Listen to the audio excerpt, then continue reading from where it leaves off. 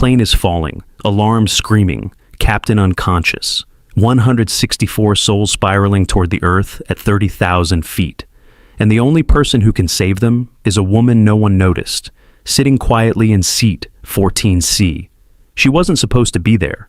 She wasn't supposed to exist. But when she steps into that cockpit and takes the controls, 2 F-35 fighter jets appear on the wings. The pilots demand to know who's flying. She gives them a call sign they thought died 3 years ago. And everything changes. From which city in the world are you watching this video today? If you enjoy stories of quiet courage and hidden heroes, I'd be honored if you subscribed. What happens next will leave you breathless. Red-eye flight 227 from Los Angeles to Boston cuts through the darkness at 36,000 feet. The cabin is a dim cathedral of sleeping passengers and flickering screens. Overhead, bins cast shadows across rows of seats. Some people sleep with necks bent at uncomfortable angles. Others scroll through phones with glazed expressions. A few read under the weak glow of reading lights. The hum of the engines creates a low, constant vibration that lulls everyone into a state of half-consciousness. In the middle of row 14, Bryn Halstead sits perfectly still. She occupies seat 14C, the middle seat, the seat no one chooses willingly. The seat people get stuck with when they book late or refuse to pay extra, the forgotten seat. Her hands rest flat on her thighs, fingers spread evenly. Her breathing follows a measured pattern, 4 counts in, 4 counts out. She wears a faded flannel shirt rolled to the elbows, worn jeans with frayed hems, and scuffed hiking boots that have seen better days. Her brown hair is pulled back into a simple, utilitarian knot. No jewelry catches the dim light. No makeup softens her features. Everything about her appearance communicates a single message: don't look at me, and no one does. A flight attendant pushes the beverage cart down the aisle, making brief eye contact with passengers, offering practice smiles. She reaches row 14 and glances at the businessman in 14A, then the college student in 14B. Her eyes skip over Bryn entirely, as if the middle seat is empty. The attendant's voice carries the mechanical cheerfulness of someone who has repeated the same words 1,000 times. Anything to drink? Bryn responds without lifting her gaze. Water, please. Thank you. The attendant hands her a plastic cup without acknowledgement, without meeting her eyes, without the small smile she gave the others. The cart moves on. The interaction lasts 3 seconds. Bryn might as well be furniture. In seat 14A, Garrett Lowe spreads into Bryn's space with the unconscious entitlement of someone who flies first class but got bumped to economy. His noise-canceling headphones cost more than some people's monthly rent. The Rolex on his wrist catches the overhead light. His laptop sits open on his tray table, displaying emails about a merger worth millions. His elbow claims the armrest completely. His knee angles into her legroom. His shoulder encroaches past the invisible boundary between seats. Bryn shifts her body toward the window, makes herself smaller, folds inward. She says nothing. Doesn't assert her right to the shared armrest. Doesn't ask him to move, just accommodates. In seat 14B, Sienna Park fumbles with her phone, scrolling through social media with frantic energy. Purple tips color the ends of her dark hair. 4 different phone cases spill from her backpack in the seat pocket. She drops her phone, picks it up, adjusts her position, and knocks over an open bag of pretzels in the process. The pretzels scatter across Bryn's tray table like thrown dice. Sienna's eyes widen. Oh my God, I'm so sorry. Bryn quietly brushes them away with the edge of her hand, collecting them into a neat pile. It's fine. Sienna doesn't look at her again. She's already back to texting someone, thumbs flying across the screen. The apology was reflexive, meaningless.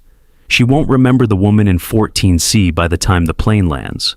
The cabin settles into the rhythm of a long flight. People wrapped in thin blankets, babies fussing and being soothed, the occasional cough or sneeze, the rustle of someone shifting position, the soft chime of call buttons. Everything normal, everything routine. But Bryn sits differently than the others. Her stillness isn't the stillness of sleep or boredom. It's the stillness of constant awareness. Her eyes track small details. The flight attendant's posture near the galley. The slight vibration change in the engine hum. The way the cabin pressure makes her ears feel. She's not nervous. She's listening. Reading the aircraft like someone reads a familiar book. Noticing when a sentence doesn't quite fit. turbulence hits without warning. Not severe, just enough to make overhead bins rattle and wake the light sleepers. The plane drops slightly, then recovers. A few passengers gasp, others grip their armrests. The seatbelt sign chimes on with its distinctive ding. Captain Fulton's voice comes through the speakers, smooth and reassuring. The voice of someone who has flown 30,000 hours and seen everything. Folks, just a little chop as we cross some weather fronts. Nothing to worry about. Should smooth out in a few minutes. Sit back and relax. Most passengers do exactly that. They trust the voice, trust the plane, trust that turbulence is normal and safe. They close their eyes again or return to their screens. But Bryn's eyes flick to the ceiling panel, tracking the sound of the engines, then to the window where she can see the wing flexing slightly in the disturbed air. Her jaw tightens, a movement so small it's barely visible. Her right hand moves to her thigh. Her fingers drum once against the denim. A specific pattern. Tap, tap, pause, tap, pause, tap, tap. Morse code. Unconscious habit. Her body remembering things her mind tries to forget. Garrett notices the movement. He pulls one side of his headphones away from his ear and glances at her with mild amusement. Nervous flyer, huh? Bryn's expression goes blank. Carefully neutral. Something like that. First time flying. His tone suggests he thinks this is her first flight, that she's some anxious amateur who doesn't understand that turbulence is normal. No. Her voice is quiet but firm. He waits for her to elaborate. She doesn't. The single word hangs in the air between them, offering nothing, inviting no further conversation. After a moment, Garrett shrugs and replaces his headphone. He's already dismissed her, already forgotten the exchange. Just another nervous passenger in a middle seat. Completely unremarkable. But something flickers behind Bryn's carefully controlled expression. Not fear, something else. Recognition. The way someone recognizes an old injury starting to ache before rain. The plane levels out. The ride smooths. Passengers resettle themselves into their uncomfortable positions. The cabin returns to its low hum of white noise and collective sleep. Flight attendants near the galley chat quietly with each other, laughing at some private joke. A passenger 3 rows up snores with remarkable volume. Everything appears normal. Bryn closes her eyes and leans her head back against the seat. Her breathing remains measured, 4 counts in, 4 counts out. But her body doesn't relax, can't relax, hasn't truly relaxed in 3 years. Then she smells it, faint at first, chemical, sharp. Like burnt plastic or ozone after a lightning strike. Her eyes snap open immediately. She scans the cabin with sudden intensity. No one else reacts. The flight attendants keep chatting. Passengers keep sleeping. The businessman beside her keeps typing. The college student keeps scrolling. But Bryn's nostrils flare slightly. She's tracking the smell, trying to identify its source. Her training surfaces without permission. Electrical fire smells different than fuel fire. Hydraulic fluid has a distinct odor. Burning insulation creates acrid smoke. Each scent tells a story.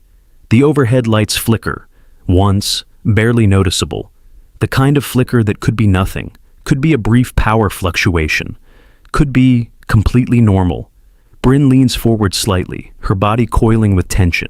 Her eyes track from the overhead panels to the cockpit door 40 feet away. Her breathing changes, becomes slower, more deliberate. Her hand moves to the armrest, but she's not gripping it the way nervous passengers do. She's bracing, preparing. Another smell, stronger now, definitely electrical. The sharp tang of circuits overheating, wiring beginning to burn. Under her breath, so quietly that no one can hear, she speaks to herself. Come on, don't do this. Sienna glances over, catches the movement of Bryn's lips. Did you say something? No. Bryn's voice is flat, final. But her body remains coiled, alert, every muscle ready. Her eyes stay fixed on the cockpit, door. Her training taught her to read aircraft the way doctors read vital signs. And right now, this aircraft is showing symptoms. A muffled thud echoes from the front of the cabin, not loud, not dramatic. Just a heavy sound that doesn't belong. Several passengers look up, confused. The sound came from beyond the cockpit door, from the place where passengers aren't allowed to go. The intercom crackles with static, as if someone is about to make an announcement. Then it cuts out completely. Dead air. Near the galley, Grace Emerson stops mid-conversation with her colleague. Grace has been a flight attendant for 20 years. She's seen medical emergencies, unruly passengers, mechanical issues, and weather delays. She knows what normal sounds like. And that thud wasn't normal. She picks up the phone that connects to the cockpit, presses it to her ear. No answer. She frowns, presses the call button twice in rapid succession. The button that tells the pilots a flight attendant needs to speak with them immediately. Still nothing. Her practiced smile falters. Her colleague notices, asks what's wrong. Grace shakes her head, tries the phone again. The line is completely dead. "That's weird," she says quietly. The lights flicker again, longer this time. A full second of dimness before they return to normal. Several passengers notice now. Murmurs spread. Garrett pulls off his headphones completely. What the hell is going on? Bryn unbuckles her seatbelt with calm, deliberate movements. Sienna looks at her with alarm. "Hey, the seatbelt sign is still on." Bryn doesn't respond. She's already shifting her weight, preparing to stand. Her body knows what's coming before her mind processes it. The plane lurches, hard left, a violent banking turn that throws everything sideways. Drinks fly from tray tables, phones drop, a laptop crashes into the aisle with a sickening crack. Overhead bins rattle and shake. Someone's bag falls out, striking a passenger in the head. Passengers scream. The sound fills the cabin, a collective expression of terror. The plane overcorrects to the right, throwing people against their seatbelts. The forces are strong enough to hurt, strong enough to leave bruises. Flight attendants scramble to their jump seats, eyes wide with confusion and fear. They've trained for emergencies, but this is happening too fast. No warning, no announcement, just sudden, violent movement. Bryn is already on her feet, moving toward the front of the cabin. The plane is tilted at 15 degrees, making walking difficult for most people. But Bryn moves with eerie balance, compensating for the angle automatically. Her body remembers how to walk on tilting decks, how to move when the floor beneath you isn't stable. She flows up the aisle like water finding its level. Other passengers are frozen in their seats, gripping armrests, some crying, some praying. Bryn passes them all. Her face shows no fear, no panic, just intense focus. She reaches the galley as Grace, struggles with the cockpit phone, pressing buttons with increasing desperation. Grace's face has lost all color. Her hands shake. Her colleague stands beside her, equally terrified, uncertain what to do. Bryn's voice cuts through the noise with startling clarity. "Open the door." Grace spins around, sees this woman in a flannel shirt, standing calmly while the plane shudders and tilts. "Ma'am, you need to return to your seat immediately. Open the cockpit door." Bryn's tone doesn't rise, doesn't become aggressive, but something in her voice carries absolute authority. The kind of voice that expects to be obeyed without question. I can't just let a passenger into the cockpit. Grace is training wars with her instinct. Every protocol says, keep unauthorized people out. Every regulation is clear. The plane drops altitude suddenly, the sensation of falling, stomachs lurching, more screams from the cabin. Bryn steps closer to Grace, close enough that only she can hear. Listen to me very carefully. Something is wrong in that cockpit. You know it, I know it. We don't have time to discuss protocols or procedures. Open the door now, or everyone on this plane dies. Grace stares into Bryn's eyes, sees something there she can't quite name, competence, certainty. The complete absence of fear. In that moment, Grace makes a decision that goes against every rule she's ever learned. She punches in the emergency access code. The lock disengages with a heavy metallic clunk. The cockpit door swings open, and smoke billows out into the cabin. Not thick, choking smoke, but enough to make eyes water. Acrid, chemical. The smell of burning insulation and overheating electronics. Sparks spit and crackle from the overhead instrument panel like angry fireflies. Alarms scream from multiple sources, creating a cacophony of urgent warnings. The autopilot disconnect warning, the fire warning bell, the master caution alert. Each alarm demanding immediate attention, creating sensory overload. Captain Fulton slumps in the left seat, unconscious. His head rests against the side window at an unnatural angle, Blood trickles from his temple where his skull struck the panel during the violent maneuver. His hands hang limp in his lap. His chest rises and falls with shallow breaths. Alive, but completely incapacitated. First Officer DeMarco grips the control yoke with white-knuckled intensity. Sweat pours down his face, soaking his collar. His eyes are wild, darting between instruments, unable to process the cascade of failures happening simultaneously. He's breathing too fast, hyperventilating, on the edge of panic. His voice cracks as he speaks into the radio. Mayday, Mayday, Mayday, Boston Center. This is United 227 Heavy. We have multiple system failures, electrical fire in the overhead panel, captain incapacitated, requesting immediate emergency vectors and priority handling. The radio crackles with static before the air traffic controller's voice comes through, professional but urgent. United 227, Boston Center, roger your Mayday, say souls on board and fuel remaining. DeMarco's eyes scan the fuel gauges, but the numbers don't make sense anymore. Half the instruments are dark or showing conflicting information. 164 souls. Fuel is, I don't know. The instruments are going crazy. I can't get a good reading. The plane drops again. 500 feet of altitude gone in seconds. The vertical speed indicator shows a descent rate that will put them into the ground in minutes. The altimeter spins counterclockwise like a broken clock. DeMarco pulls back on the yoke, trying to arrest the descent, but he's over-controlling. The plane responds to his inputs too aggressively. They climb briefly, then fall again. The flight path is erratic, dangerous. A roller coaster with 164 lives aboard. From the doorway, Bryn's voice cuts through the chaos like a knife through fog. What's your hydraulic status? DeMarco's head snaps around. His face contorts with confusion and anger. Who the hell are you? Get out of my cockpit. Bryn ignores the order. She's already moving, not waiting for permission, not asking for approval. Her eyes scan the instrument panel with practiced efficiency, reading the story the gauges tell. Secondary hydraulics. Are they online? DeMarco's voice rises to a shout. I said, get out. Bryn grabs the fire extinguisher from its wall mount in one smooth motion. She aims the nozzle at the sparking overhead panel and squeezes the trigger. Foam erupts in short, controlled bursts. Not too much, not too little, just enough to smother the flames without creating new problems. The sparks die. The smoke begins to clear. The fire warning bell stops its insistent clanging. You can't be in here.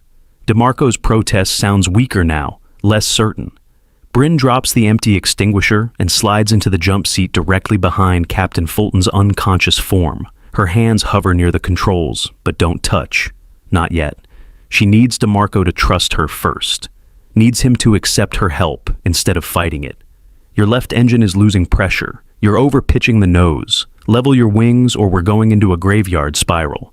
Her voice remains calm, factual, no emotion, just information. I'm trying. DeMarco's voice cracks. His hands shake on the yoke. Pull back throttle on engine 2. Trim nose down 3 degrees. Do it now. I don't know who you think you are, but I'm the pilot in command here, and I don't take orders from passengers. Even as he says it, he knows how absurd it sounds. He's not in command of anything. He's barely holding on. Do it now. Bryn's voice doesn't rise in volume, but carries unmistakable authority. The kind of voice that has commanded in genuine emergencies. The kind of voice people obey instinctively when seconds matter. Something in her tone breaks through DeMarco's panic. His hands move almost automatically. He pulls back the throttle on engine 2, adjusts the trim wheel 3 degrees nose down. The plane shudders, protests, then begins to stabilize. The violent rocking eases. The altitude stops dropping quite so fast. The artificial horizon on the primary flight display begins to level. DeMarco gasps for air like he's been underwater. His entire body trembles with adrenaline and relief. The plane isn't fixed, but it's no longer actively trying to kill them. He turns his head to look at Bryn. Who are you? The question comes out as a whisper. Bryn doesn't answer. Her eyes are locked on the instrument panel, reading it faster than he can speak. She's analyzing fuel flow, engine performance, electrical systems, hydraulic pressure, and flight control authority. Doing the math in her head, calculating their options. You're losing fuel pressure on engine 1. We need to shut it down before it seizes or catches fire. Her diagnosis is delivered with clinical precision. I can't fly this plane on one engine. DeMarco's voice carries the edge of renewed panic. Yes, you can. I'll talk you through it. Are you a pilot? The question he should have asked first. The question that matters most. Bryn hesitates, just a fraction of a second, just long enough for DeMarco to notice. I used to be. What does that mean? DeMarco stares at her like she's speaking a foreign language. Bryn reaches forward. Her hand moves to the fire handle for engine 1, the large red T-handle on the overhead panel. She pulls it with firm, decisive motion. The handle comes out with a satisfying click. Fuel flow to engine 1 stops immediately. The red fire warning light goes dark. The associated alarm stops screaming. The sudden silence is almost as startling as the alarms were. Just the hum of the remaining engine and the rush of wind over the wings. Now level us out. We're declaring an emergency and getting priority clearance into Logan. Bryn's tone suggests this isn't a request. It's the next step in a checklist she's already running in her head. DeMarco stares at her. This woman who appeared from nowhere. This woman who put out a fire, diagnosed their problems, and shut down an engine with the confidence of someone who has done it before. His mind struggles to process who she might be, what she might be. Behind them in the doorway, Grace stands with a phone pressed to her ear, speaking urgently to air traffic control. Boston Center, there's a passenger in the cockpit. She's helping. She put out the fire. She shut down the failed engine. I don't know who she is, but she knows what she's doing. The controller's voice comes through tinny and distant. Say again, 227. Did you say a passenger is flying the aircraft? Not flying, helping. Grace's voice wavers. I think she saved us. Word spreads through the cabin like wildfire through dry grass. Whispered conversations, urgent exchanges, terror slowly morphing into confused hope. Someone is helping fly the plane, a passenger, a woman, from economy, from a middle seat. The details sound impossible, sound like the premise of a movie. But the plane has stopped its violent movements. The alarms have stopped screaming. Something changed when that woman walked into the cockpit. Garrett unbuckles his seatbelt despite the signs still being illuminated. He leans into the aisle, craning his neck toward the front of the cabin. He can see Grace in the doorway, can see movement inside the cockpit. That woman from 14C, the quiet one who never said more than 2 words. That's her in there. Sienna overhears. Her. No way. She barely spoke the entire flight. But the plane is leveling, the descent has stopped, they're climbing slightly now. Garrett can feel it in his body, the angle of the seat, the pressure in his ears. Around them, passengers cry quietly. Some pray with closed eyes and moving lips. Others hold hands with complete strangers, finding comfort in human contact. A mother clutches her infant against her chest, rocking gently. An elderly man grips his wife's hand so tightly his knuckles are white. Everyone is processing trauma. Everyone is hoping they'll survive to see the ground. In the cockpit, DeMarco glances at Bryn as she leans forward to check the fuel gauges. Her sleeve rides up slightly on her forearm. DeMarco's eyes catch on something. A tattoo, faded but unmistakable. Military precision inkwork, wings spreading upward, an anchor, a trident, Navy SEAL insignia. His breath catches. You're military. Bryn doesn't respond. Her hand moves unconsciously to pull her sleeve back down, covering the tattoo, hiding the evidence. Navy. DeMarco's voice drops to a whisper, like he's afraid of the answer. Silence. Just the sound of the engine and the wind. How long has it been since you flew? The question is gentle now, respectful. Bryn's eyes stay fixed on the instruments in front of her, long enough that I thought I'd forgotten. But you didn't. She doesn't answer. Doesn't need to. The evidence speaks for itself. The radio crackles to life with a new voice. United 227, Boston Center. Be advised you have military escort inbound to your position. DeMarco's head snaps up. Military escort. Why would they send fighters? Air traffic control continues. 2 F-35 Lightning IIs scrambling from Hanscom Air Force Base. ETA to your position 90 seconds. They'll escort you to Boston Logan. DeMarco looks at Bryn, searching her face for answers. Why would they send military fighters for a civilian emergency? Bryn's jaw tightens, her hands still on the instruments. For the first time since entering the cockpit, her composure cracks slightly. Her breathing becomes shallower. Her eyes show something that might be fear. Because they think I'm dead. Her voice is barely audible. What? DeMarco leans closer, certain he misheard. Before Bryn can respond, they appear. Two sleek, deadly shapes sliding into view with predatory grace. F-35 Lightning IIs. Fifth-generation stealth fighters. The most advanced combat aircraft in the world. They take position on either side of the civilian airliner, one on each wing 30 feet away. Close enough to see the pilots' helmets, close enough to read the tail numbers. Passengers on the left side of the cabin gasp and point. Some take out their phones, filming through the windows. The fighters are beautiful and terrifying. Dark gray paint, sharp angles. Weapons pylons visible beneath the wings. These are not ceremonial aircraft. These are machines built for war. In the cockpit, the radio crackles again. This time the voice is different. Military, precise. No warmth. Civilian aircraft, this is Havoc 1-3. Identify pilot in command immediately. DeMarco picks up the radio with a shaking hand. His throat is dry. Havoc 1-3, this is First Officer DeMarco. Captain Fulton is incapacitated. I'm pilot in command, but we have assistance from a passenger who is helping coordinate our emergency procedures.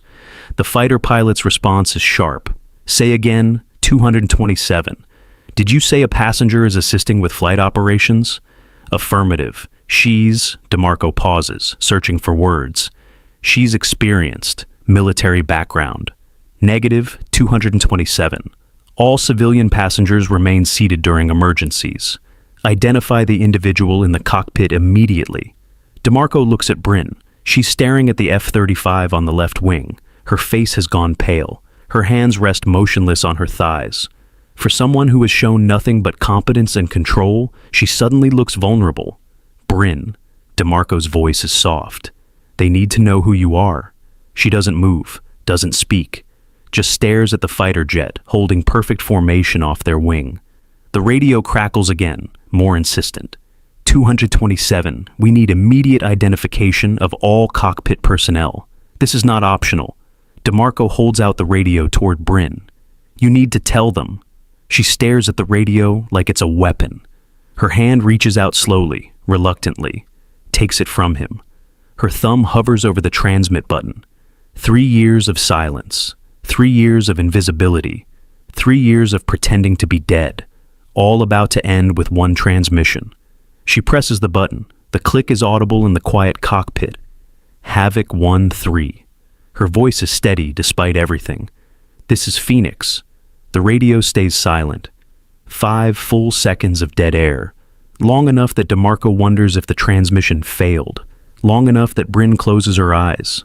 Then the fighter pilot's voice returns, completely changed, no longer cold and professional, shocked, almost reverent. Say again, civilian traffic. Did you just identify as Phoenix? Affirmative.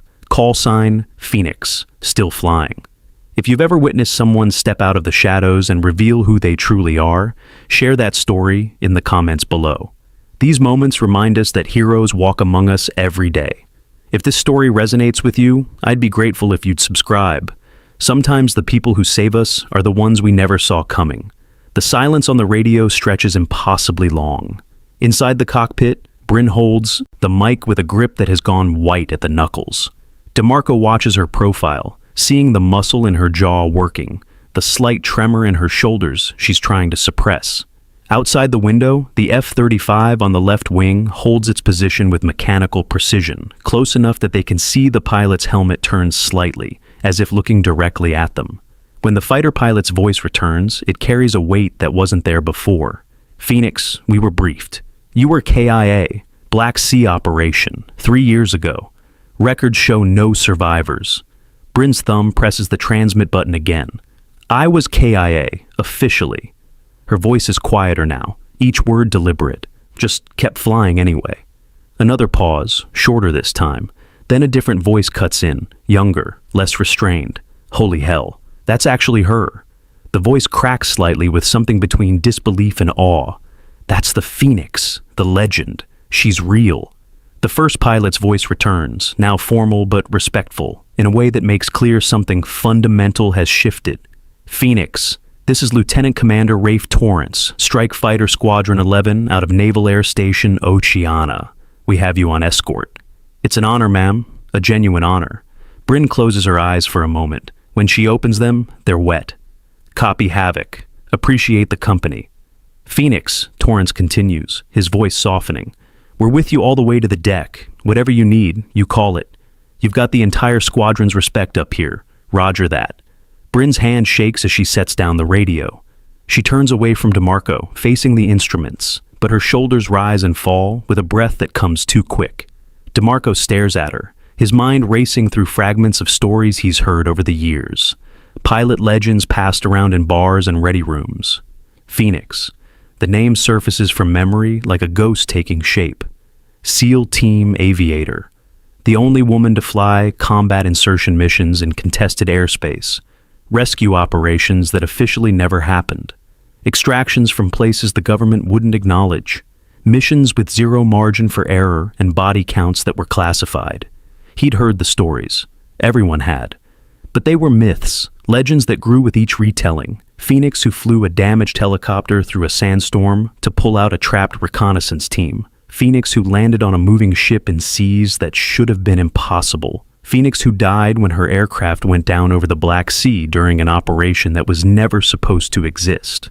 And now she's sitting 3 feet away, in a flannel shirt and hiking boots, having just saved his life and everyone else's on this plane. You're supposed to be dead. His voice comes out as a whisper. Bryn doesn't look at him. I needed to be. Why? The question hangs between them, heavy with implications he doesn't fully understand. Bryn's hands move over the instrument panel, checking gauges, verifying their single remaining engine is stable because the mission failed. Good people died. Someone had to answer for it, so you just disappeared. The Navy made it official. Bryn's voice is flat, emotionless. Declared me killed in action, held a memorial service, folded a flag, did everything by the book. I just didn't correct them. But why? DeMarco leans forward, trying to understand. Why let them think you were dead? Bryn finally turns to look at him. Her eyes are hard, carrying years of something he can't quite name. Guilt, maybe, or grief so deep it's become part of her. Because if I came back, I'd have to explain why 5 members of my team didn't. I'd have to sit in front of boards and committees and tell them how I made the wrong call, how I flew into conditions I shouldn't have, how I was the reason those people died. Her voice cracks slightly on the last word.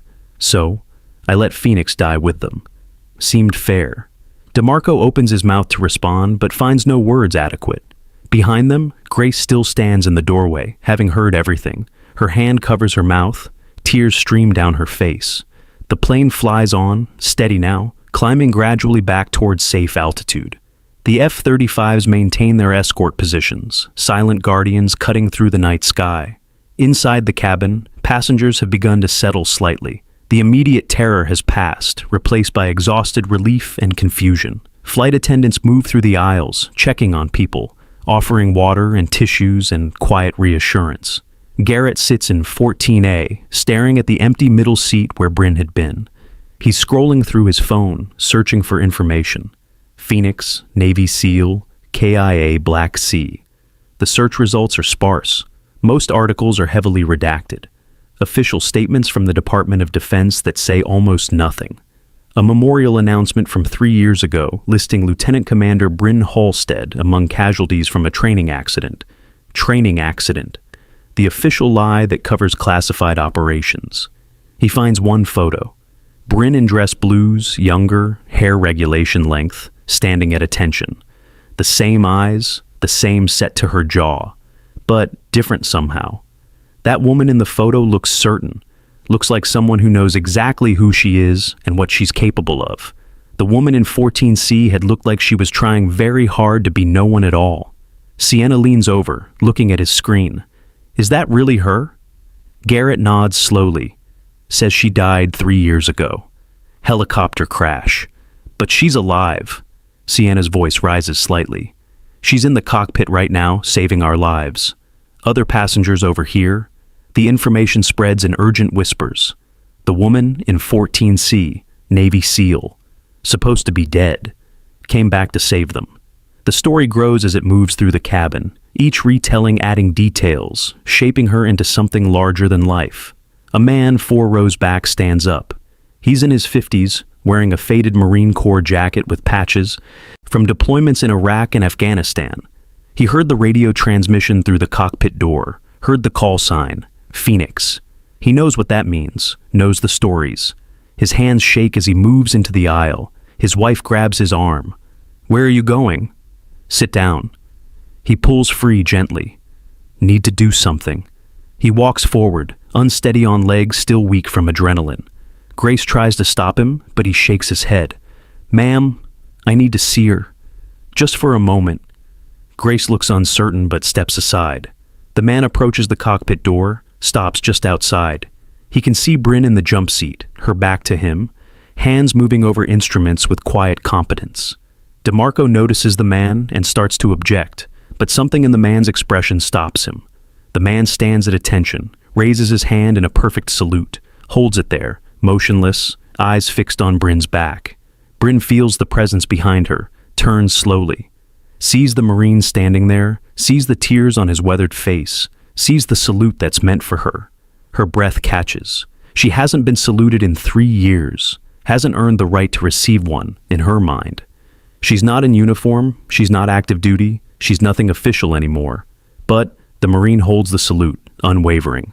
"Thank you, ma'am. My daughter is on this plane. Row 23. She's 8 years old. You saved her life."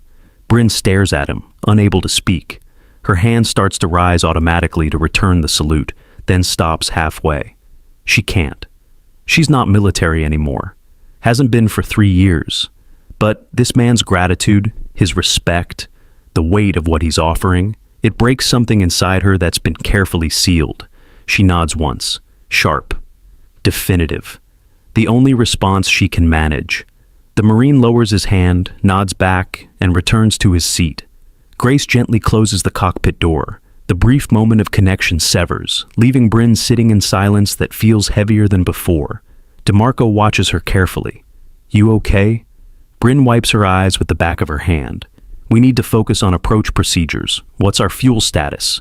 DeMarco checks the gauges. "Not great.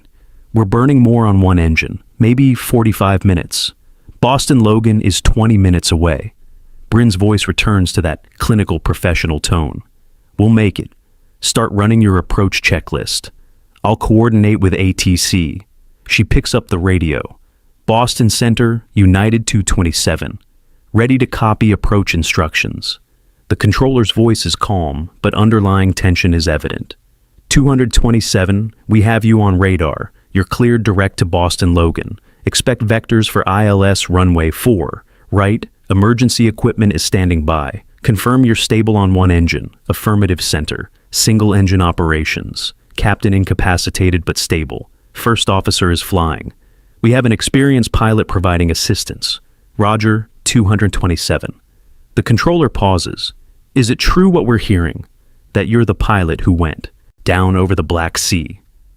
Bryn hesitates. Her finger hovers over the transmit button. "Affirmative." Another pause. "Welcome home, Phoenix."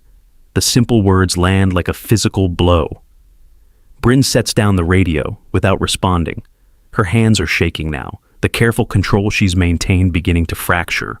Welcome home, as if she has a home to return to, as if 3 years of hiding and running and pretending to be dead can just be erased with 2 words. DeMarco starts calling out checklist items: landing gear test, flaps check, speed brake armed. His voice provides structure, routine, something to hold on to when everything else feels uncertain.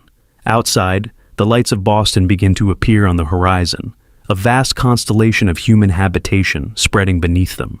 Somewhere down there, life continues as normal, people eating dinner, watching television, putting children to bed, unaware that 164 lives hang in the balance above them. The F-35s adjust their formation slightly, moving into a wider escort pattern as they approach controlled airspace. On the radio, Torrance's voice cuts through. "Phoenix, our orders are to escort you to touchdown. Squadron commander wants you to know the entire team is watching. You've got everyone's respect. Copy Havoc. Bryn's voice is steadier now. Tell the commander I appreciate it. Torrance doesn't respond immediately, then adds quietly, You were my instructor's hero. He told us stories, said you were the best he'd ever seen, said you could fly anything with wings and some things without. We all wanted to be like you. Bryn closes her eyes. Your instructor have a name. Lieutenant Commander Marcus Webb. He was with you. Black Sea. Didn't make it out. The name hits like a punch. Marcus. Her co-pilot on that final mission. The one who stayed at the controls while she tried to save the others. The one who went down with the aircraft while she was pulled from the water, barely alive, by a recovery team that wasn't supposed to exist. She remembers his face, his terrible jokes, the way he hummed old rock songs during pre-flight checks, the way he looked at her in those final seconds, water rushing into the cockpit, knowing they were both going to die, the way he smiled even then, and told her it was an honor to fly with her. Tell him I'm sorry. Her voice breaks. Tell him I'm sorry I left him behind. Ma'am, Torrance says gently, he'd be proud right now. Seeing you up there, saving lives, that's what he'd want. Bryn doesn't trust herself to respond. She focuses on the instruments, on the approach, on the mechanical tasks that keep her grounded when memory threatens to overwhelm. DeMarco calls out altitude and airspeed, 10,000 feet, descending through 8,000, speed 190 knots, and stable. Boston Center clears them for the approach. 227, your number 1 for runway 4 right. Winds light and variable. Visibility 10 miles. All traffic is being held for your arrival. The runway comes in CUC view, a long strip of lights cutting through the darkness. Emergency vehicles line both sides, foam trucks, ambulances, fire engines with lights already flashing. News helicopters hover at a safe distance, cameras recording everything. Bryn leans forward slightly. DeMarco, listen carefully. On single engine, your approach speed needs to be higher. Add 10 knots to normal. Don't try to grease the landing. Firm touchdown is better. Get the wheels on the ground and stay there. Understood. His voice wavers slightly. You can do this. Bryn's tone softens. I've seen pilots with half your experience handle worse. Trust your training. What if I mess it up? You won't. But if something goes wrong, I'm right here. DeMarco nods, takes a breath, and focuses on the approach. Gear down and locked. 3 green lights indicating all landing gear deployed properly. Flaps set to 30 degrees. Speed stable at 150 knots. The plane descends through 5,000 feet. 4,000, 3,000. The runway grows larger, closer, more defined. Bryn watches DeMarco's hands on the controls. Smooth inputs, no overcorrection. He's doing well. At 2,000 feet, the single engine coughs. A brief fluctuation in power. The plane drops slightly before recovering. DeMarco's eyes go wide. What was that? Bryn checks the engine instruments. Fuel pressure just dropped. We're running on fumes. How much time do we have? Enough. Her voice is certain even though she's calculating probabilities that aren't favorable. Keep the approach stable. Don't change anything. 1,000 feet. The runway fills the windscreen. Approach lights flash past beneath them. DeMarco's breathing is rapid, shallow. His hands grip the yoke tighter. Relax your grip. Bryn's voice cuts through his rising panic. Tension makes you overcorrect. Light, touch. Feel the aircraft. He forces his fingers to loosen slightly. The plane steadies. 500 feet. The F-35s peel off, one banking left, the other right. Their mission complete. But before they leave, both fighters rock their wings. A salute, a final acknowledgement. Bryn watches them go, 2 dark shapes disappearing into the night sky. 100 feet, DeMarco calls out. 50 feet, Bryn's voice remains steady. Throttle back, flare, now. DeMarco pulls back on the yoke. The nose lifts slightly. The plane seems to hang in the air for an eternal moment. Then the main landing gear touches down. Hard. Harder than a normal landing, but solid. Safe. The nose gear follows a second later. The plane bounces once, but DeMarco keeps it straight, keeps the wings level. Thrust reversers deploy with a roar. Speed brakes pop up. The plane decelerates rapidly. Emergency vehicles race alongside them. keeping pace as they slow. DeMarco's hands are shaking so badly he can barely hold the controls. Did we make it? Are we down? We're down. Bryn's voice carries relief so profound, it's almost painful. You did it. The plane slows to taxi speed. Tower directs them to the designated parking area where emergency crews wait. DeMarco follows the instructions mechanically, his mind still catching up with the reality that they survived. As the aircraft comes to a complete stop and the remaining engine spools down, the cabin erupts. Applause, screaming, crying. Passengers embrace strangers. Flight attendants collapse into seats, their legs no longer able to support them. 3 years of life compressed into 30 minutes of terror and now overwhelming relief. Grace appears in the cockpit doorway, tears streaming. Paramedics push past her to reach Captain Fulton. They check his vitals, stabilize his neck, prepare him for transport. He's alive, unconscious, but stable. He'll survive. FAA inspectors arrive next, followed by airline executives and airport security. A woman in a dark suit with an official badge steps forward. I'm Inspector Sarah Chen, Federal Aviation Administration. I need statements from everyone involved in operating this aircraft. DeMarco points to Bryn. She's the one you need to talk to. She saved us all. Chen turns to Bryn, eyes narrowing. And you are. Bryn stands slowly, feeling every eye in the cockpit on her. A passenger. Chen's expression hardens. Passengers don't fly aircraft. I need credentials. Pilot certificate, medical certificate, identification. Bryn meets her gaze steadily. I don't have current credentials. Then you violated numerous federal regulations. Chen pulls out a tablet, already preparing to document violations. Operating an aircraft without proper certification. Unauthorized access to a flight deck during flight operations. Interference with a flight crew. She saved 164 lives. DeMarco's voice rises. The captain was unconscious. I was overwhelmed. The plane was going down. She knew what to do. That doesn't change the regulations. Chen's tone is inflexible. I understand there was an emergency, but procedures exist for a reason. Bryn holds up a hand, stopping DeMarco before he can argue further. Inspector Chen is right. I violated protocols. I'll cooperate fully with your investigation. Chen seems surprised by the easy admission. I'll need your full legal name and current address for the report. Bryn Halstead. As for address, I move around a lot. Halstead. Chen types the name into her tablet, then stops. Her eyes widen. Bryn Halstead. Lieutenant Commander. Navy SEAL Team.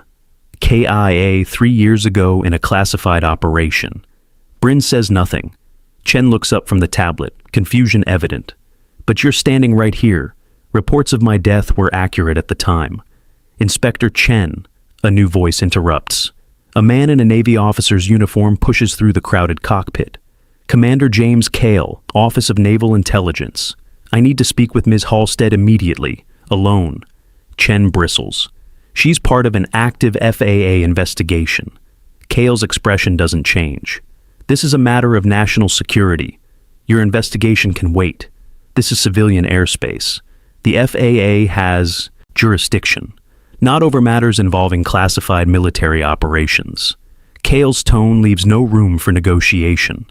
Your supervisors have already been contacted. They'll confirm my authority. Chen looks like she wants to argue, but recognizes when she's outmatched. She steps back reluctantly. This isn't over. Kyle turns to Bryn. We need to talk, now. Bryn looks at DeMarco. You good? DeMarco nods, still processing everything. Go. I'll handle the rest. Bryn follows Cale out of the cockpit, through the cabin where passengers watch her pass with expressions ranging from gratitude to awe to confusion. A mother holds up her baby as Bryn walks by, mouthing thank you. The Marine in his worn jacket stands at attention as she passes. Children stare with wide eyes. Adults reach out to touch her arm, her shoulder, needing physical confirmation she's real. Cale leads her off the aircraft, across the jet bridge, into a private conference room that's been hastily cleared. He closes the door and locks it. For a moment, he just stares at her, his jaw working as if trying to decide where to begin. 3 years. His voice is tight with controlled anger. 3 years we thought you were dead. 3 years your team grieved. 3 years the Navy wondered what happened in that operation. And you were alive the whole time. Bryn leans against the wall, suddenly exhausted. I was dead, in every way that mattered. That's not how this works. Cale paces the small room. You don't get to just decide you're dead. You don't get to walk away from your service, your team, your responsibility. 5 people died because of my decisions. Bryn's voice is flat. I flew into conditions I shouldn't have. I ignored warnings. I thought I could handle it. I was wrong. They paid the price. The investigation cleared you. Cale stops pacing, faces her directly. Freak weather event? Mechanical failure? No pilot error? You read the report. I read the official version. Bryn pushes off the wall, the version that protects the program, the version that doesn't admit we were flying an unsupported mission into hostile territory with faulty intelligence. The version that makes everyone feel better about sending people to die. You pulled 3 team members out of that helicopter before it went down. Cale's voice rises. You stayed at the controls while it filled with water. You gave them a chance to survive. Marcus stayed behind by choice. He ordered you to go. And I listened. Bryn's composure finally cracks. I left him. I let the water take him while I swam away. I survived and he didn't. So, I'm not a hero. I'm just the one who made it out. Cale's expression softened slightly. What happened after? After the recovery team pulled you out. I was medevaced to a carrier, treated for hypothermia and injuries, debriefed. The Navy wanted to know everything, wanted to understand what went wrong. I told them every decision I made, every mistake. When they finished, they said I'd be reassigned. Commended even, business as usual. But you didn't accept that. Bryn shakes her head. How could I? Marcus's wife was told he died in a training accident. His kids think their father crashed during routine operations. My team members' families got the same lies. And I was supposed to just move on, accept a medal, keep flying. So you disappeared. The Navy needed someone to blame. They couldn't admit the operation existed, couldn't acknowledge what really happened. So I gave them a solution. Let them declare me dead too. Another casualty of the same training accident. It tied everything up neatly. No more questions, no more investigations. Kyle sits heavily in a chair. How did you even manage it? The Navy doesn't just declare someone dead without a body. There were bodies. Bryn's voice is barely audible. They just couldn't identify all of them after 3 days in the water. I made sure my dog tags were lost. Made sure dental records were inconclusive. The Navy wanted closure. I gave it to them. And you've been living under the radar for 3 years. Bryn nods. Different cities, cash jobs, no digital footprint. Became very good at being no one. Until tonight. Until tonight. Kyle leans forward, elbows on his knees. You know what happens now. The Navy will want answers. ONI will conduct an investigation. The media is already all over this story. By morning, everyone will know Phoenix didn't die. They'll want to understand why you faked your death, what you've been doing, whether you violated the law. I know. Bryn's voice is resigned. I'm ready to face whatever comes. Are you? Cale's tone sharpens. Because facing an investigation is one thing. Facing the families of the people who died is another. Marcus's wife, his kids. They'll want to know why you got to live while he didn't.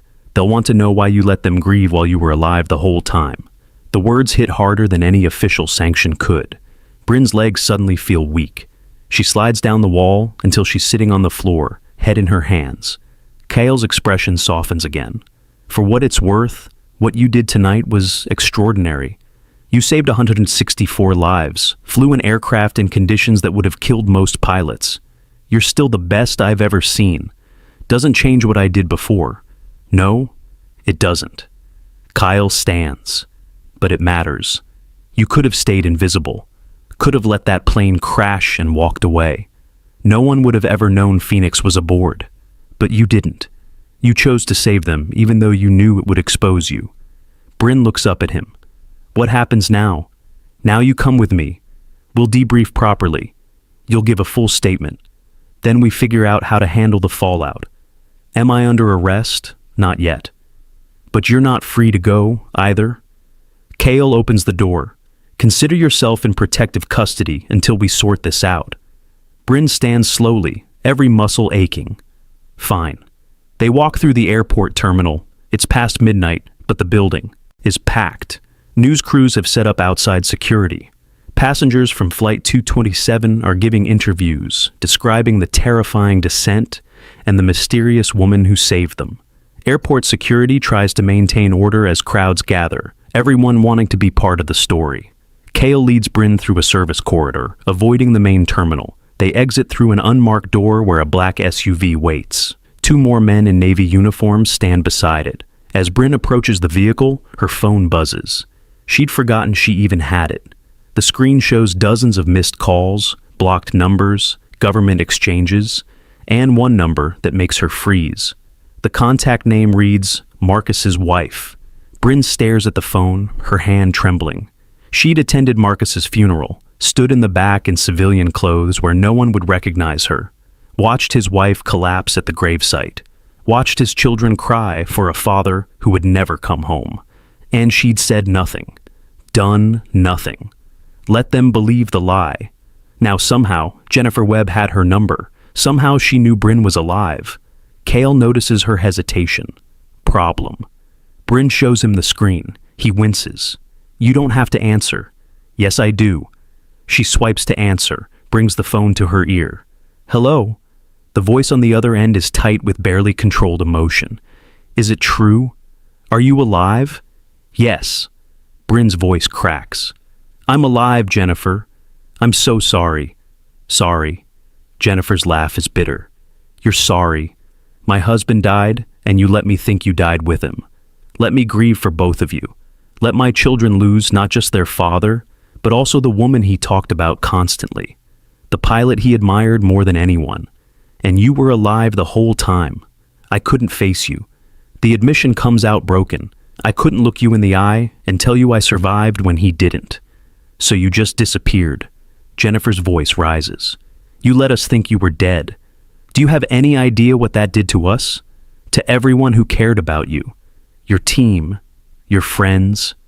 We mourned you, Bryn. I know. Tears stream down Bryn's face now. I know, and I'm sorry. I was wrong. I was a coward. I should have faced you. Should have told you the truth. Yes, you should have. Jennifer's voice breaks. Marcus loved you like a sister. He trusted you with his life, and you honored that by vanishing, by pretending to be dead. How dare you? You're right. Bryn wipes her eyes with the back of her hand.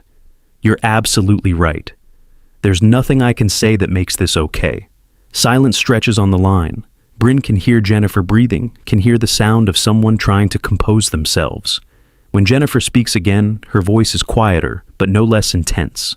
My children saw the news, saw a woman named Bryn Halstead saved a plane, saw the reports that you're supposed to be dead. They have questions I can't answer. I'll answer them. Whatever they want to know. Whatever you want to know, I'll tell you everything. Will you? Jennifer's skepticism is evident. Or will you disappear again when things get hard? The question hangs in the air, sharp and accusatory and entirely fair. Bryn has no good answer. She's spent 3 years running from exactly this kind of confrontation. I won't run. The words come out with more certainty than she feels. I'm done hiding. We'll see. Jennifer pauses. Marcus would have wanted you to live, Bryn, even at the cost of his own life. He made that choice. You need to accept it. The line goes dead. Bryn stands holding the phone, staring at the blank screen. Kale touches her shoulder gently. We need to go. She nods, unable to speak, and climbs into the SUV. As they pull away from the airport, she looks back at the terminal, at the crowds and cameras and chaos. Her face will be everywhere by morning, her story dissected and analyzed, her decisions questioned, her survival celebrated by some, condemned by others. The woman in 14C is gone. Phoenix has returned, whether she's ready or not. The SUV merges onto the highway, heading toward an ONI facility for debriefing. Bryn closes her eyes, exhausted beyond measure. Behind her eyelids, she sees Marcus's face in those final moments, sees him smile even as the water rose, hears him say it was an honor. She wonders if he'd still say that now, wonders if honor can survive 3 years of lies. Outside the window, dawn begins to break over Boston. A new day, a new beginning, or perhaps just the end of a very long night. The phone buzzes again, another block number, another consequence, another person who deserves answers she doesn't have. Bryn answers anyway, because running is over, because hiding is done, because 164 people are alive, because she chose to be seen. And maybe, just maybe, that has to be enough. If you've ever had to face the consequences of a choice that haunted you for years, you know how terrifying and necessary that moment can be. Share your thoughts in the comments. And if this story has moved you, I'd be honored if you subscribed.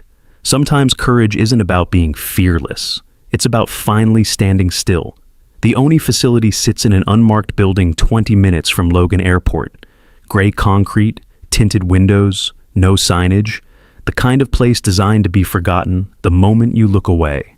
Bryn sits in a windowless conference room, fluorescent lights humming overhead. A recorder on the table captures every word. Commander Kale sits across from her, along with two other officers she doesn't recognize. One is Navy legal. The other is from the Inspector General's office. They've been at this for 3 hours. Every detail of the Black Sea operation, every decision she made, every moment leading up to the crash, every second of the 3 years since. Her voice has gone hoarse. Coffee cups litter the table. Outside the door, she can hear phones ringing constantly. Media inquiries, congressional offices, Defense Department officials. Everyone wants answers about the pilot who came, back from the dead. The legal officer, Commander Patricia Orozco, leans forward. Let me make sure I understand. You allowed the Navy to declare you killed in action. You attended your own memorial service. You've been living under false identities for 3 years. And in all that time, you never once considered that your actions might constitute desertion. I wasn't running from service. Bryn's voice is steady despite the exhaustion. I completed my service. The Navy got what it needed. A closed case, no messy questions, no political complications. I gave them that. By faking your death. The Inspector General's representative, Captain Morris Hughes, doesn't bother hiding his disapproval. Do you understand how many regulations you violated? How many laws you potentially broke? I understand perfectly. Bryn meets his gaze, and I'll accept whatever consequences come. Hughes slides a thick folder across the table. These are statements from the families of the personnel lost in the Black Sea operation, Marcus Webb's wife, the others. They all want to know why you're alive and their loved ones aren't. They want to know why you let them grieve for you unnecessarily. Bryn opens the folder, reads the first page. Jennifer Webb's statement is measured but painful. She describes learning that Bryn survived, feeling betrayed, questioning everything she thought she knew about her husband's death. The next statement is from the parents of Lieutenant Sarah Reeves, another pilot on that mission. Their words are harsher. They call Bryn's survival and subsequent disappearance an insult to their daughter's sacrifice. She reads them all, every word, every accusation, every expression of pain and anger and confusion. She doesn't defend herself, doesn't offer excuses, just absorbs the weight of what her choices cost other people. When she finishes, she closes the folder carefully. They're right to be angry. I would be too. Kale speaks for the first time in an hour. The question isn't whether you made mistakes. You did. The question is, what happens now? The Navy has several options. We could charge you with desertion, conduct a formal court-martial, strip your rank and decorations, pursue criminal charges. Bryn nods. I understand, or Kale pauses. We could recognize that you suffered severe trauma following a classified operation, that you made poor choices while dealing with survivors' guilt and PTSD, that you ultimately proved your character by saving 164 civilians despite knowing it would expose you. We could offer you an honorable discharge and mental health support. Why would you do that? Bryn's voice carries suspicion. Why give me an out? Orozco answers. Because prosecuting you creates more problems than it solves. A court-martial means making classified operations public. It means media scrutiny on programs we'd prefer stayed quiet. It means turning you into either a martyr or a villain, neither of which serves the Navy's interests. So, this is about optics. Bryn's tone hardens. About protecting the institution. It's about making a decision that serves everyone. Kale's voice is firm. Including you. You're a decorated officer who cracked under impossible pressure. That's not a crime. It's human. The door opens. A young aide enters, whispers something to Kyle. His expression changes, becomes more guarded. He stands. We need to take a break. There's something you need to see. He leads Bryn to a room with a television, flips it on. Every news channel is covering the same story, her story. Footage of Flight 227 landing, interviews with passengers, a particularly tearful account from Sienna, the college student from 14B, describing how the quiet woman nobody noticed saved everyone's lives. Garrett giving an interview outside the terminal, his earlier dismissiveness replaced with humble gratitude. But what catches Bryn's attention is the crowd. Hundreds of people have gathered outside the airport. Some hold signs. "Thank you, Phoenix. Heroes walk among us. Welcome home, Commander Halstead." Others have set up a memorial of flowers and candles, not for the dead, but in celebration of life preserved. News anchors debate her story. Some call her a hero. Others question why she disappeared. Military analysts discuss the Black Sea operation in vague terms, respecting classification while acknowledging something significant happened. Mental health experts talk about PTSD and survivors' guilt.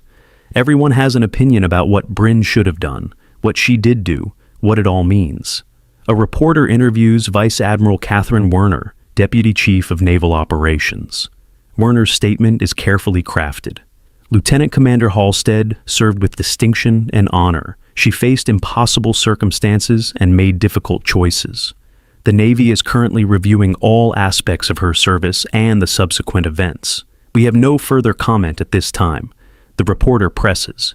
Is she being charged with desertion? Werner's expression doesn't change. No decisions have been made. Our priority is ensuring Commander Halstead receives appropriate support and that we understand fully what occurred.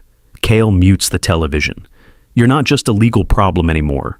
You're a story, a phenomenon. People are invested. I didn't ask for this. Bryn stares at the screen, at her own face displayed beside photos of Flight 227, at the crowds holding signs with her name. No? Cale agrees. But it's what you have. The question is what you do with it. What do you mean? He gestures at the television. Those people out there, they see you as a hero. They don't care about regulations or protocols. They care that you saved lives. That matters, Bryn. Public opinion matters. It gives us leverage to handle this quietly. You want me to play along, to be the hero everyone wants. I want you to be honest. Cale turns off the television. Tell your story, not the classified parts. But your truth. Why you disappeared. Why you came back. Let people understand. And if they don't like what they hear, then at least you'll have been honest. Cale heads for the door. Think about it. We'll resume in an hour. Alone in the room, Bryn sinks into a chair. Her reflection stares back from the blank television screen. She looks older than she remembers, harder. The years of hiding have carved lines around her eyes, added tension to her jaw. She barely recognizes herself. Her phone buzzes. Against protocol to have it in a secure facility, but no one has confiscated it yet. The message is from Grace, the flight attendant from Flight 227. Just saw the news. Want you to know passengers are organizing something. They want to thank you properly. You should come. Bryn types back. I don't think that's a good idea. Grace's response is immediate. You saved our lives. Least you can do is let us say thank you. Tomorrow, 2 p.m., Terminal C. Be there. Before Bryn can respond, another message arrives, this one from an unknown number. Commander Halstead, this is Lieutenant Amara Solis. We spoke briefly after you landed. My squadron wants to honor you. Formal ceremony. You deserve recognition. Please consider it. More messages flood in. Reporters requesting interviews. Veterans organizations offering support. Mental health advocates wanting to share her story as an example of invisible struggles. Everyone wants a piece of Phoenix. Everyone wants to claim connection to the woman who came back from the dead. She turns off the phone, drops it on the table, closes her eyes. In the darkness behind her eyelids, she sees the cockpit of Flight 227, sees DeMarco's terrified face, feels the plane dropping beneath her, hears the alarm screaming, and she remembers the moment she stood up from seat 14C. the moment she chose to be seen. After 3 years of invisibility, that single choice changed everything. The door opens. Kale returns with coffee and sandwiches. Eat something. We've got a long day ahead. Bryn opens her eyes. What's the Navy's official position going to be? Still being decided. Kale sits across from her, but between us. They want to make this go away quietly. Honorable discharge, medical retirement, some kind of commendation for last night. Then you disappear again, just officially this time. And the families, the people I hurt by hiding. That's harder. Kale's expression softens. Some will forgive, some won't. That's not something the Navy can fix for you. Bryn picks up a sandwich without appetite. Grace wants me to meet the passengers. Thank them or let them thank me. I'm not sure which. You should go. Kale's suggestion surprises her. These people need closure. They need to understand that the person who saved them is real, human, not just a myth. I'm not good at that. At being seen. You manage fine in the cockpit. Kale's tone is dry. Maybe being a hero is easier when lives are at stake. Maybe. Bryn takes a bite of sandwich, chews without tasting. Or maybe it's easier to act when you don't have time to. Think about consequences. They finish the meal in silence, then return to the conference room where Orozco and Hughes wait. The debriefing continues. More questions, more documentation, more legal maneuvering to find a path forward that satisfies everyone and truly satisfies no one.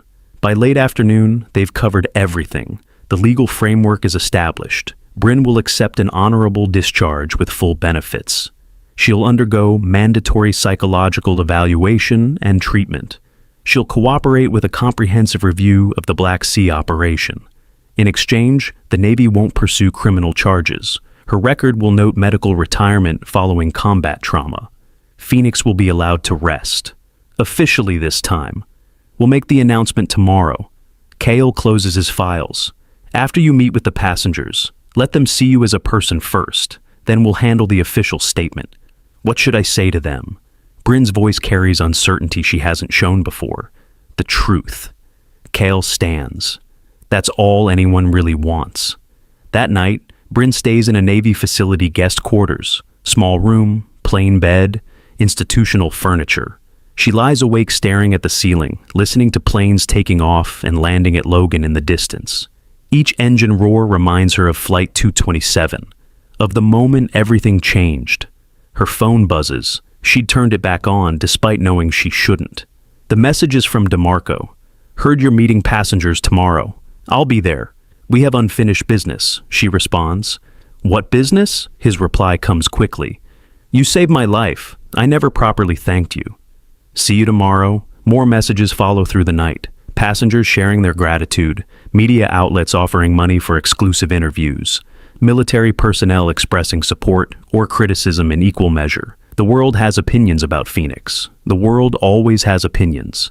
She finally silences the phone around 3 in the morning and manages a few hours of fitful sleep. Dreams mix memory with imagination. Marcus smiling in the sinking cockpit. The Marine standing at attention in the aisle. Jennifer Webb's voice asking why. Grace saying, "Welcome home."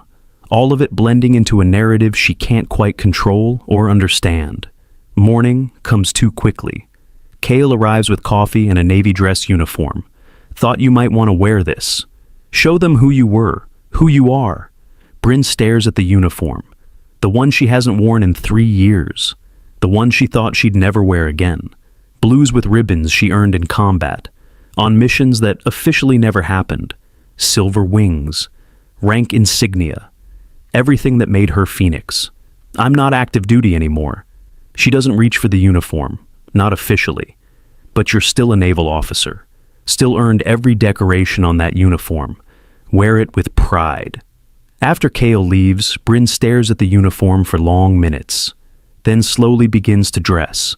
The fabric feels foreign and familiar simultaneously.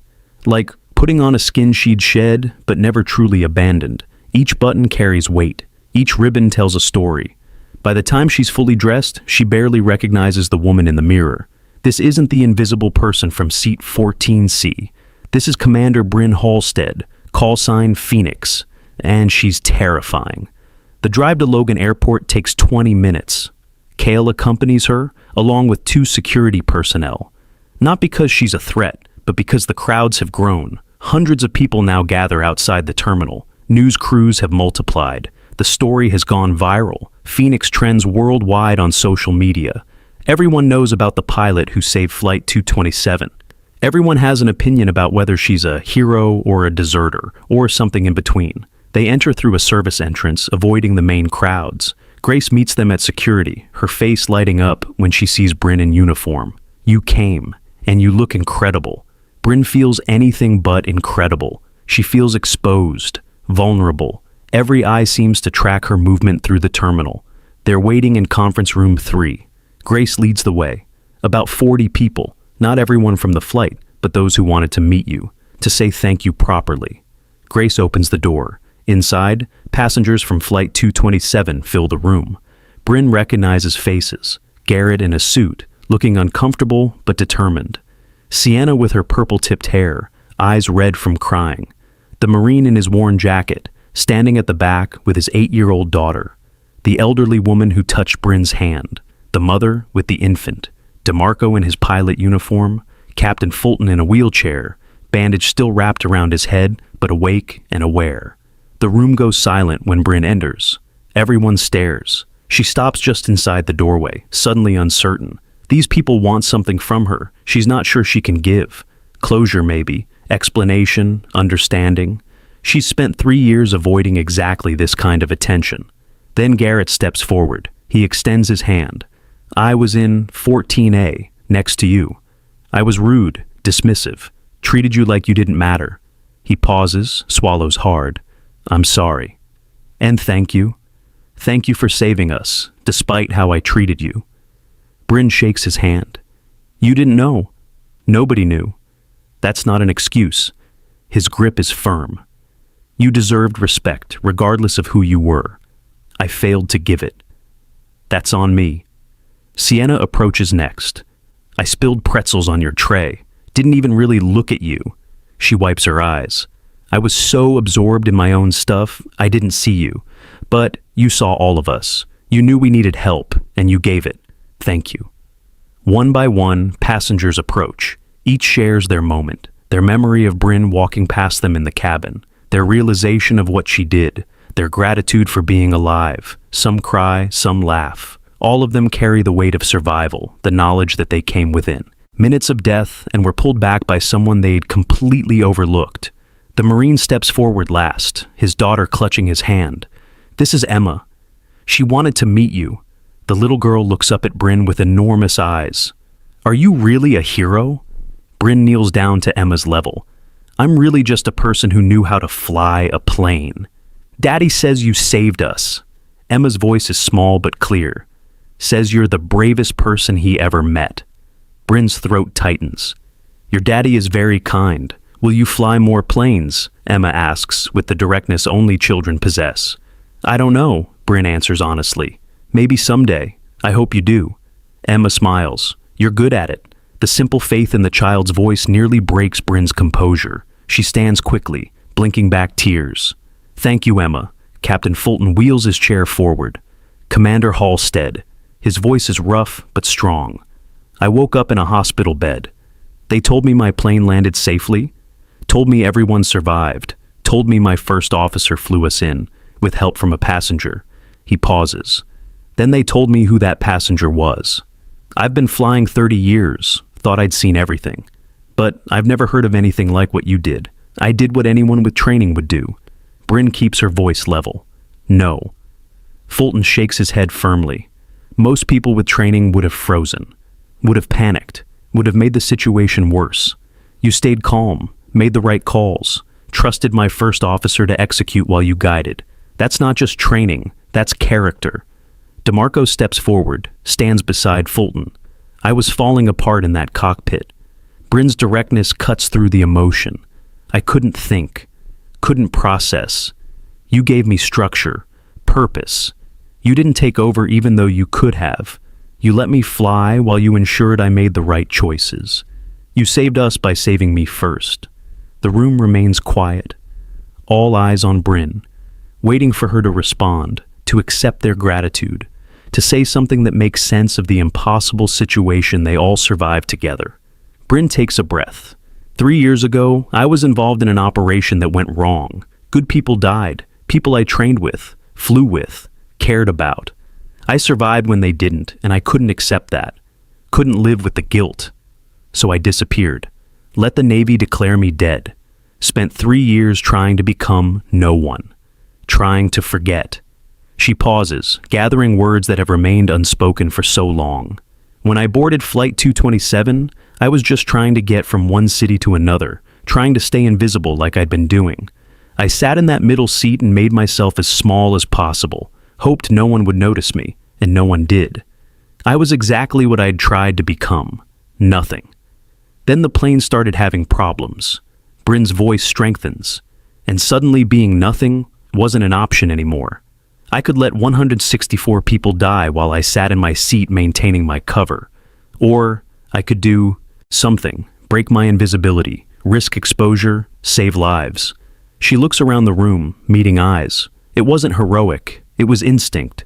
3 years of hiding couldn't erase what I was trained to do, couldn't eliminate the part of me that responds to emergency. So I acted, and yes, I saved you. But you saved me too. You reminded me that hiding from guilt doesn't make it go away, that running from responsibility doesn't end responsibility, that being no one is its own kind of death. Tears stream down multiple faces now. Grace covers her mouth. Sienna openly sobs. Even Garrett's eyes shine with moisture. I don't know what happens next, Bryn admits. The Navy is sorting out my situation, figuring out consequences for my choices. But whatever happens, I want you to know that flying that plane, helping you survive, it was the first time in 3 years I felt like myself. The first time I remembered who I was supposed to be. So, thank you. For giving me that chance. For reminding me that Phoenix isn't just a call sign. It's who I am. The room erupts in applause. Not polite courtesy applause, but genuine, overwhelming appreciation. People stand. Some approach for hugs. Others maintain respectful distance, but their faces show everything. Gratitude, respect, understanding. These people who Bryn saved now offer her something equally valuable. Acceptance. Forgiveness for being human. Recognition that heroes are broken, people who act anyway. Grace embraces her tightly. Welcome back. Really back this time. Outside the conference room, news crews have been given limited access. Kyle arranged for a brief statement. Bryn will speak, the Navy will speak, then they'll field questions. Controlled, professional. As much as anything about this situation can be controlled. Bryn stands before microphones and cameras, feeling the weight of scrutiny from millions of viewers. She reads from prepared remarks that Orozco helped draft, acknowledges her service, explains her disappearance in vague terms that respect classification, expresses gratitude for the opportunity to help Flight 227, accepts responsibility for her choices. The words feel hollow, but necessary. The official version of a messy, complicated truth. Then, Vice Admiral Werner steps forward. After thorough review, the United States Navy has determined that Lieutenant Commander Bryn Halstead will receive an honorable discharge with full benefits. Her service record reflects exemplary performance in combat operations under extreme conditions. The Navy recognizes that personnel in high-stress assignments may experience mental health challenges. Commander Halstead is being provided with comprehensive support, and we wish her well in civilian life. A reporter shouts a question. Is she being punished for disappearing? Werner's expression doesn't change. Commander Halstead is receiving appropriate medical retirement following combat-related trauma. That's not punishment, it's care. Another reporter. Will she face criminal charges for faking her death? That matter has been reviewed and resolved internally. Werner's tone suggests the question is closed. Next question. The press conference continues, but Bryn stops listening. She's done. The official statement is made. The Navy has its narrative. The public has its story. Phoenix has been explained, categorized, filed away. What remains is simply Bryn Halstead, woman, veteran, survivor, human. That evening, as arrangements are made for her departure from Navy oversight, Bryn receives a message from Jennifer Webb. Can we meet? I need to say something. Face to face. They arrange to meet at a quiet coffee shop in Cambridge. Bryn arrives early, wearing civilian clothes, feeling exposed without the uniform or the anonymity. Jennifer arrives exactly on time. She's older than the photos Bryn remembered. Grief has carved lines into her face, but her eyes are clear, determined. They sit across from each other. Order coffee neither will drink. The silence stretches uncomfortably. Finally, Jennifer speaks.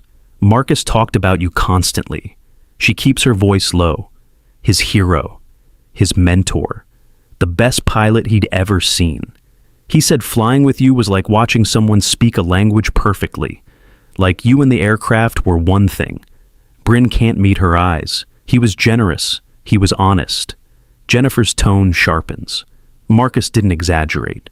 Didn't hero worship. When he said you were the best, he meant it. When he said he'd follow you anywhere, he meant it. Even into a mission that killed him. The accusation hangs in the air. Bryn forces herself to look up, to face it. I flew into conditions I shouldn't have. I made bad calls. I got your husband killed. Jennifer stares at her for a long moment, then shakes her head. Marcus made his own choices. He was a grown man, a trained officer. He knew the risks. She pauses. What I'm angry about isn't that he died, isn't even that you survived. I'm angry that you disappeared, that you left me thinking both of you were gone, that you robbed me of the chance to talk to the one person who understood what Marcus went through in those final moments. Bryn's carefully maintained composure cracks. I watched him drown Jennifer, watched the water rise in that cockpit. He ordered me to go, told me to save myself, but I could have stayed, could have tried to get him out. Instead, I swam away. I left him, and if you'd stayed, you'd both be dead. Jennifer's voice carries a hardness born of 3 years processing grief. Then my children would have lost their father and the memory of you. 2 people gone instead of 1. Is that better? It would have felt better than surviving. To you, maybe. Jennifer leans forward, but not to Marcus. Not to me. Not to our children. Marcus chose to give you a chance to live. You dishonored that choice by hiding. By acting like his sacrifice meant nothing. By treating your survival as something shameful instead of precious. The words land like physical blows. Bryn's hands shake around her untouched coffee cup. I don't forgive you for disappearing, Jennifer continues. That was selfish, cowardly, wrong. But I understand it. Grief makes people do broken things. She pauses. What I need from you now is a promise. Promise me you won't waste the life Marcus gave you. Promise me you'll do something meaningful with your survival. Be the person he believed you were. Bryn meets Jennifer's eyes finally. I promise. I'll try. Trying isn't enough. Jennifer stands. Actually do it. Live fully. Serve in whatever way you can. Make his sacrifice count. That's the only way forward. She leaves without another word. Bryn sits alone in the coffee shop, surrounded by ordinary people, living ordinary lives. She watches them order coffee and check phones and laugh with friends. Simple normalcy she's denied herself for 3 years. She could slip back into that now, become anonymous again, disappear into ordinariness. But Jennifer's words echo. Make his sacrifice count. 3 days later, Bryn stands on a stage at Hanscom Air Force Base. Strike Fighter Squadron 11 has arranged a ceremony. Not official Navy business. Just a squadron honoring one of their legends. 40 fighter pilots in dress uniforms, families, media covering the event. It's smaller than the press conference, but somehow more meaningful. Lieutenant Commander Torrance presents her with a squadron patch, Phoenix rising from flames, the insignia she wore during her active years. He hands it to her with visible emotion. Ma'am, you inspired every pilot in this squadron. We grew up on stories about you, about impossible missions flown perfectly, about lives saved against all odds. Learning you were alive, seeing you fly again, it reminded us why we do this, why we serve. Thank you for coming back. Lieutenant Solis steps forward next. My father was a SEAL. She speaks clearly despite her youth. He died in action when I was 10. I grew up hearing stories about warriors who gave everything for others. You're one of those warriors, ma'am. Thank you for showing us that heroes are human, that they struggle and break and still find a way to keep serving. One by one, pilots approach. Each shares what Phoenix means to them. Each acknowledges her humanity alongside her skill. It's not worship, it's recognition. The squadron sees her clearly. The decorated combat veteran and the broken woman who hid for 3 years. Both versions. Complete.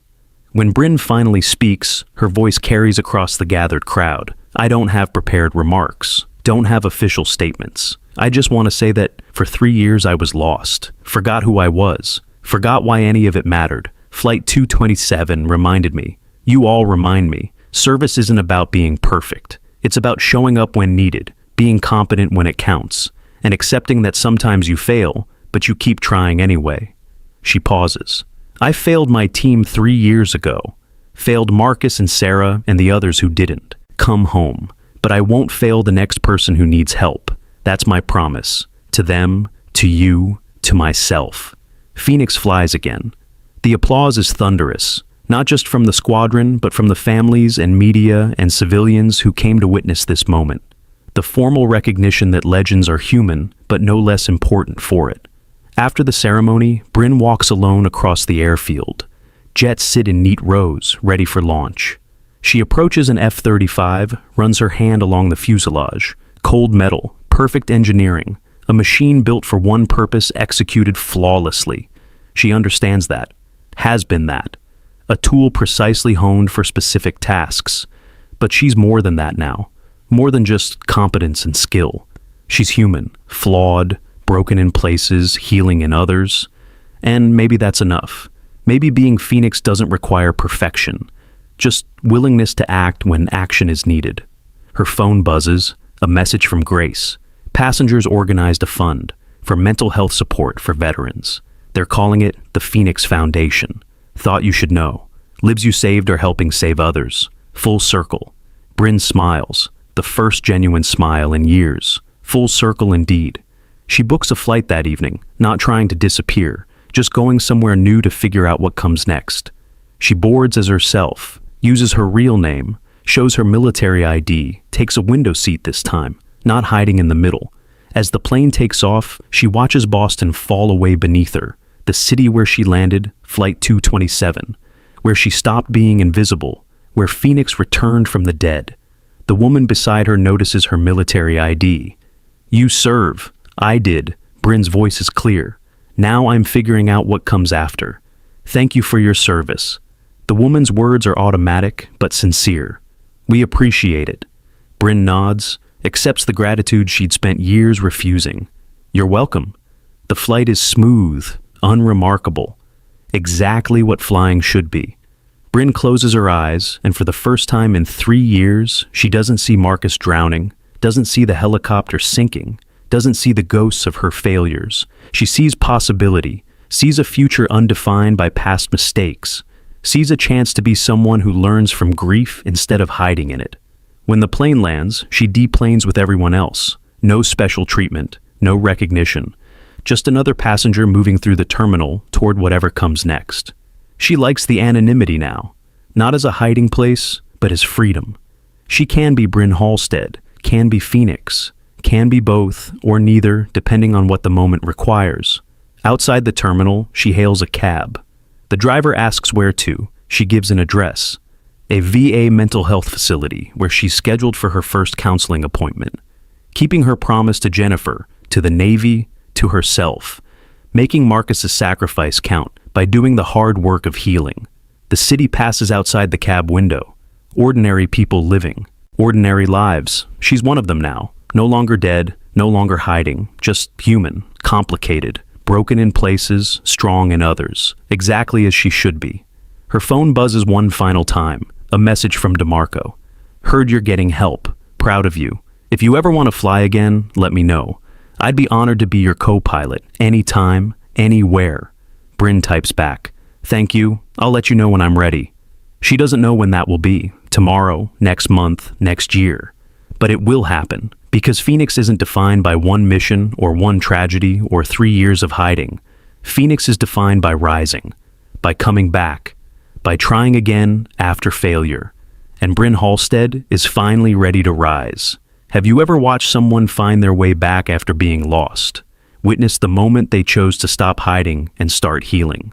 Those transformations remind us that it's never too late to become who we're meant to be. Share your thoughts in the comments. And if this story resonated with you, if it made you think about the invisible heroes around you, or the person you're trying to become, I'd be grateful if you subscribed. Because we all need reminders that coming back is possible, that rising from our own ashes is not just for legends, it's for anyone brave enough to try.